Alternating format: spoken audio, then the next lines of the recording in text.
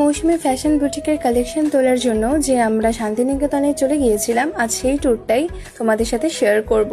তো সবার প্রথম বোলপুর স্টেশনে নেমে সোজা আমরা চলে গিয়েছিলাম প্ল্যাটফর্ম নাম্বার 1-এ।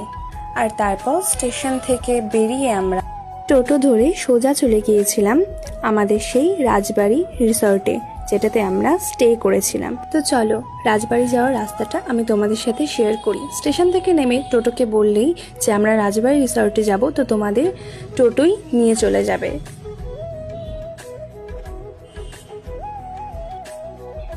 এই যে চলে এসেছি আমরা রাজবাড়ি রিসর্টে।